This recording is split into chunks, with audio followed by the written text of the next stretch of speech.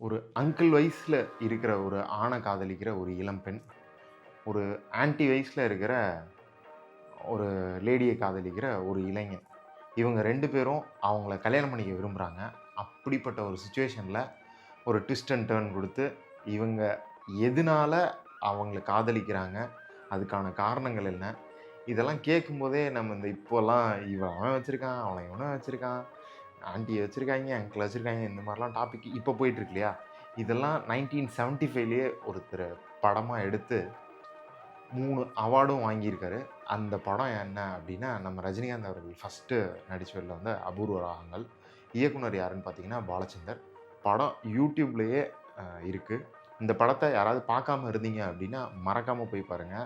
ஏன்னா, இப்டி ஒரு ஸ்டோரி எடுத்து, அப்படி ஒரு எண்டிங் குடுக்குறதுக்கு, அந்த ரீசனுக்காகவே அவருக்கு அவார்ட் குடுத்துருக்காங்க. வேற லெவல் சம்பவம் பண்ணியிருக்காங்க. 1975லயே.